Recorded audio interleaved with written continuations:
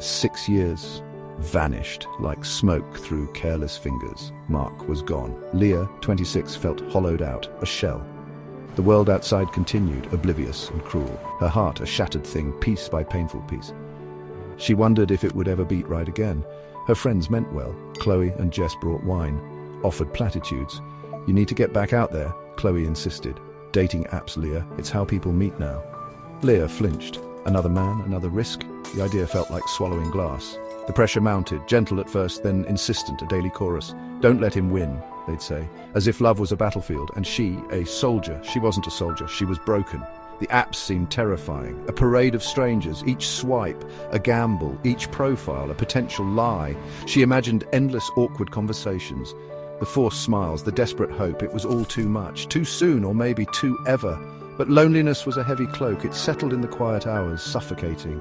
One night the silence screamed too loudly. She picked up her phone, hands trembling slightly. Heartsync, the name felt like a cruel joke. Her heart was anything but synchronized. She downloaded it. A small act of surrender, not with hope, but with a weary sigh. Maybe, just maybe, a distraction, a fleeting connection, a way to forget, if only for a moment. The app was a blur of faces, smiling, posing, trying too hard. Leah swiped left, again and again. Each face a story she didn't want to read, a future she couldn't imagine. It felt mechanical, soulless, a digital meat market, as Mark used to call it. He'd sneered at them. Now she was part of it. Then a match. Ethan. His profile was different, less polished, more real. A freelance photographer, artsy, intriguing. His eyes in the small photos seemed kind. A hint of a smile played on his lips. He didn't have shirtless selfies. No gym poses, just quiet confidence, or so it seemed. She hesitated. Her thumb hovered. Then a tentative swipe right. A tiny gamble. What did she have to lose? More than she knew. The first message came quickly. "Hi Leah, love your taste in obscure bands." He'd read her tiny bio, paid attention. It was a small thing, but it felt significant. Their conversation flowed. Easy, natural. He was witty, charming. He asked questions. He listened. Or seemed to. He didn't push, didn't pry about Mark. He was a blank slate, a new beginning. A welcome distraction from the gaping hole in her life. Hours melted into late-night talks. Texts pinged back and forth, a lifeline. They shared dreams, silly jokes, small secrets. He understood her, or made her feel understood. He never pressed to meet, never asked for photos. It was safe, contained within the screen. A digital intimacy, real yet not. She found herself smiling, a genuine smile, for the first time in months. Life began to feel a little lighter. The constant ache in her chest dulled slightly. Ethan was a steady presence, a digital comfort. His good morning texts were the first thing she saw. His good night messages, the last. She started to imagine a future again. A small, hesitant bud of hope. Maybe this was it. Maybe this was different. Maybe the apps weren't so bad after all.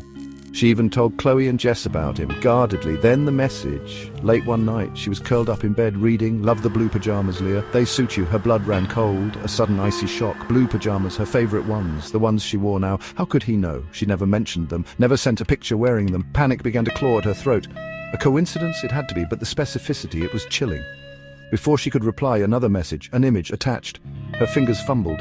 She clicked it open.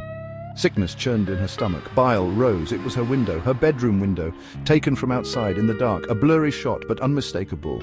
Her lamp, her bookshelf, the corner of her bed.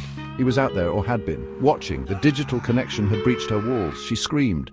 A raw, terrified sound. Dropped the phone as if it burned. Scrambled off the bed, heart hammering. Police. She had to call the police. Their voices were calm, too calm, asking questions. "Do you know this man? Have you met him?" "No, never." Blocking him did nothing. Of course, he was a digital phantom, slippery, pervasive. The harassment started almost immediately. Emails first from new, anonymous addresses, then messages on social media, friend requests from blank profiles. He found her work accounts, her old blog, every corner of her digital life infiltrated. He was everywhere. A virus she couldn't delete, a relentless, invisible tormentor. The police were sympathetic but unhelpful. "Be careful online."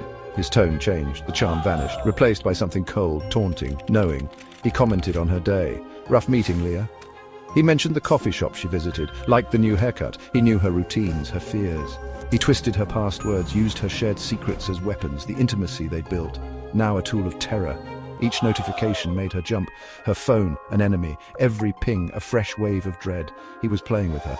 A cat with a mouse. Paranoia became her constant companion. She saw him in every shadow, every passing stranger. Were they watching her, reporting back to him? She stopped going out unless necessary. Friends called. She let it go to voicemail. How could she explain? They wouldn't understand. They'd tell her she was overreacting, or worse, pity her. She drew the curtains, double-checked the locks, again and again. The world outside felt hostile, unsafe. Her apartment, once a sanctuary, now felt like a cage.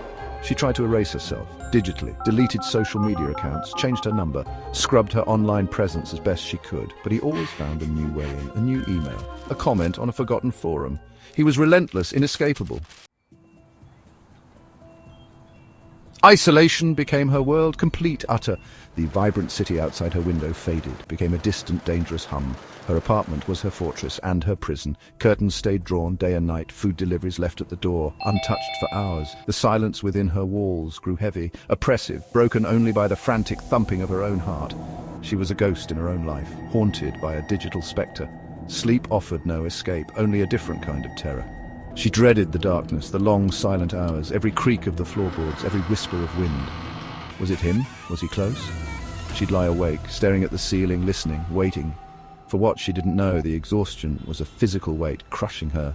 But sleep was a luxury she couldn't afford. Not when the night held such menace, not when he was out there somewhere. Then it would come, always at the same time. 3:03 a.m., a digital chime, a soft sound, her old phone, the one she'd used for heart sync. She'd tried to throw it away, but she couldn't. It was evidence or something, a tether to the nightmare. It would light up, a single pre-recorded message, his voice, smooth, chillingly familiar, a whisper in the suffocating darkness of her room. Was it a recording, or was he triggering it somehow? Closer! You swiped right, Leah! His voice, a cold caress against her sanity. We matched, remember? The words echoed in the small dark space.